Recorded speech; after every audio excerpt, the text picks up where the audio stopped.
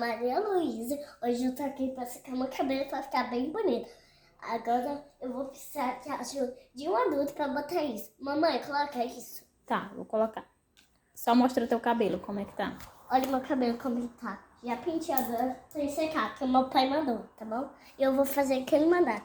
Agora coloca aqui, mamãe, que eu vou segurar isso. Tá bom E então. eu vou secar sozinho, que eu já sei. Tá Vira. bom, gente? E dá o like aqui, tá bom? Que a minha mãe vai botar. E aí eu vou segurando pra gravando, tá bom, gente? Certo. Então Agora, se inscreve no sim. canal. Inscreve no canal e muitos vídeos que estão. E hoje eu vou gravar um vídeo da casa inteira. E até eu assistindo. E vocês vão adorar esse vídeo.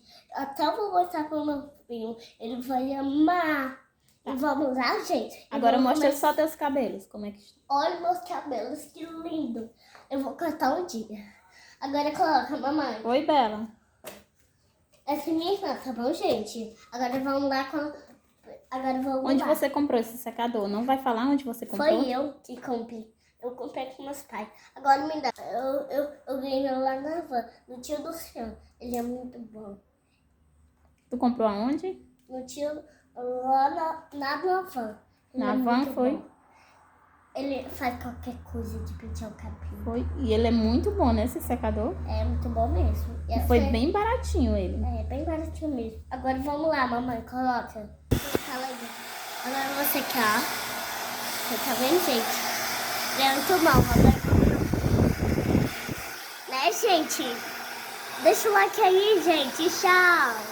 Tô secando meu cabelo com muito alto. Eu não tô conseguindo ouvir, gente. Deixa os meus inscritos aqui, tá bom, gente? Olha meu cabelo, que bonito.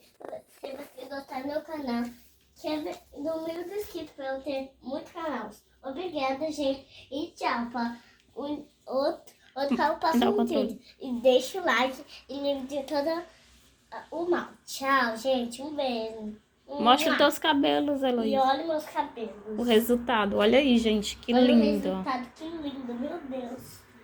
Como foi que o cabelo dela ficou? Joga pra frente. Eita, que cabelão. Uau, eu amei. Tu secou? Sim. A mamãe que secou, não foi? Foi minha mãe. Que eu não faço secar sozinha.